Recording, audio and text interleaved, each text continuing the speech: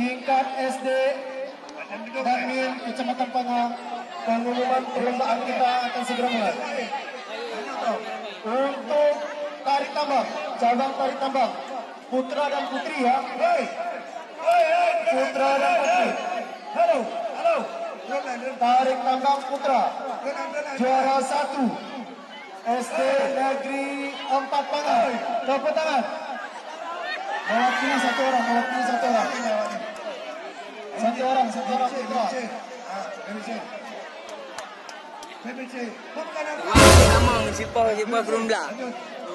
Juara 2 SD Negeri 1 perwakilan. Juara 3 SD Negeri 2 Pangang. Perwakilannya mana satu orang? Iya. Ayo.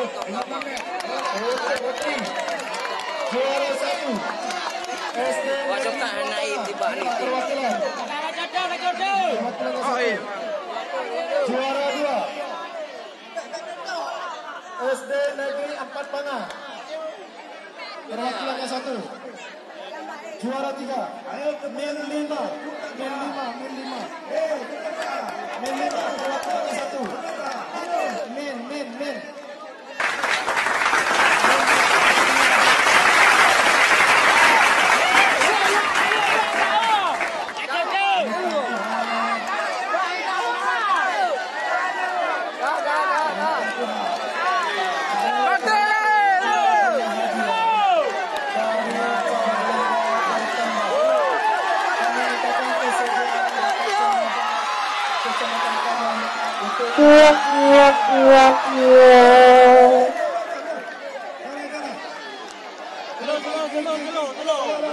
Kami mintakan kepada Bapak Camat memberikan hadiah.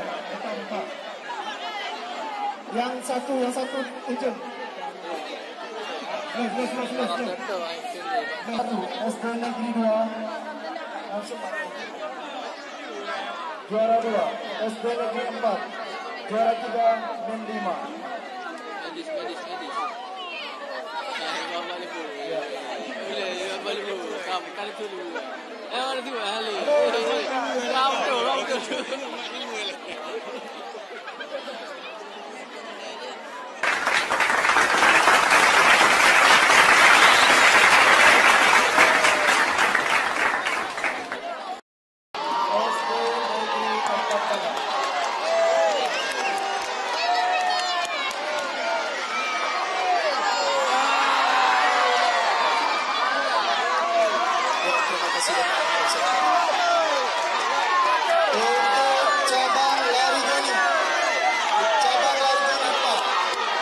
Juara 1 Juara 2